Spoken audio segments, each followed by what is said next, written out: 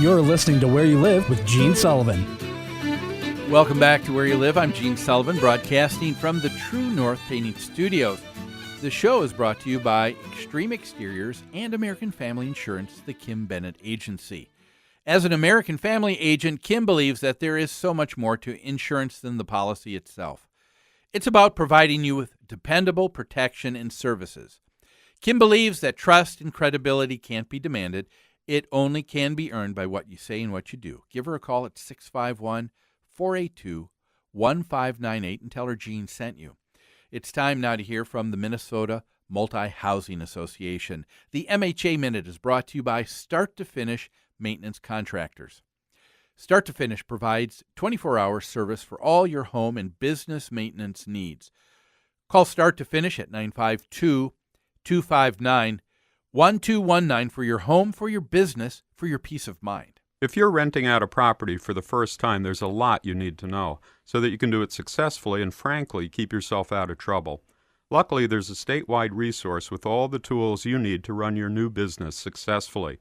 In fact, the Minnesota Multi-Housing Association regularly holds a seminar called Accidental Landlord, specifically designed for people who are renting out a property for the first time. They also have residential leases, security deposit agreements, a lead disclosure, and lots of other forms. They even have brochures on the principles of successful property management and the eviction process that you can download for free. So if you want to know more about the Accidental Landlord Seminar or other classes about owning, managing, or maintaining anything from a single unit to a growing apartment portfolio, visit the Minnesota Multi-Housing Association's website, mmha.com. That's two M's, mmha.com. We're talking today, of course, about this possible new code update that would make it mandatory for all new single-family homes to be built in the United States with the requirement of having a full fire sprinkler system in the home. According to the National Fire Protection Association and one of its members, Maria Figueroa, sorry, I'm mispronouncing her name, she said, yes, it's necessary. She said protecting life should be a priority over profits, and that's why the National Association of Home Builders shouldn't be poo-pooing this idea. But if you talk to the National Association of Home Builders, talk to their spokesperson, Stephen Orlowski, he said, I don't mind if it's on a voluntary measure where the consumer has the option, but he does not think that it is something that is necessarily cost-effective and for what it will do. Now, of course, the National Fire Protection Association is saying 3,000 lives a year. That's too many lives that are dying because of fires in homes. And so they've got a noble cause, but we're trying to go through the process and ask the question, is this the correct solution? Okay, and we were talking about a couple of those questions we want answered. We talked in the last segment about cost effectiveness. Cost effectiveness-wise, not so much.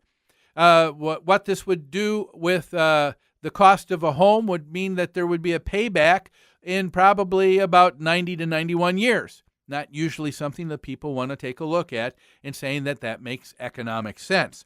But like I said, there are other things that can be even more important than saving money, and that is, in this case, saving lives. So we're asking the question now, does this product, a fire sprinkler system, uniquely take care of the problem?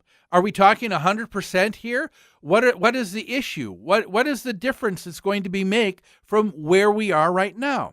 Those are some good questions to ask, right? Well, here is what is happening. And now this is with statistics from the National Fire Protection Association, which I want to say is making the claim that the National Association of Home Builders, they're just being greedy and looking at profits over people. Here are the statistics that they have. Right now, we do not have fire sprinkler systems mandatory for single-family homes.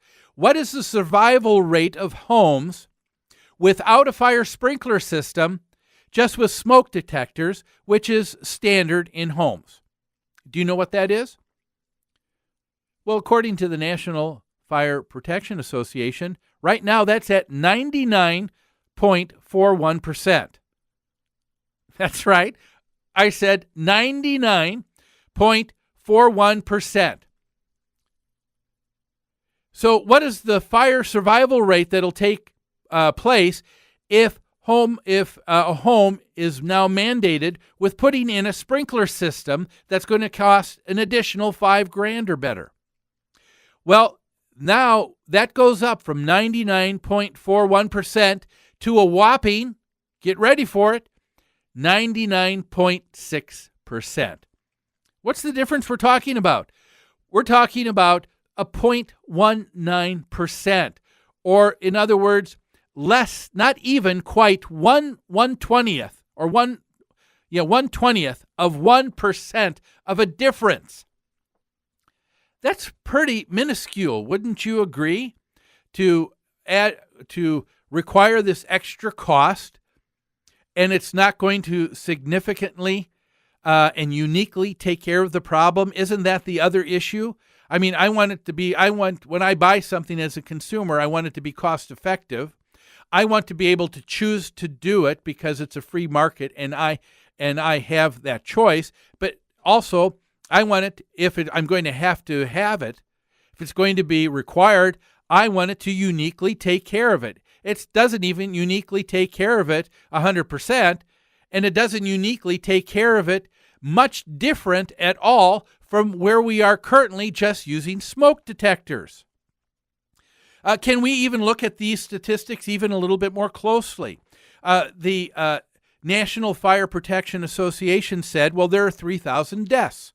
Remember, we talked about that argument. There's that zero tolerance argument where someone says, but if it saves one life, then it's worth it, right? Noble cause. And they are now shaming you and saying, I've won the argument now because if you agree, if you don't agree, you're just a terrible, awful, vilified person. And I'm asking the question, is that what's going on here? Well, over the 3,000 deaths that happen each year because of home fires, one thing that is in that statistic that we should take a look at, how many of those deaths happened in an apartment building, a condominium, or a townhome that already had fire sprinklers added to them?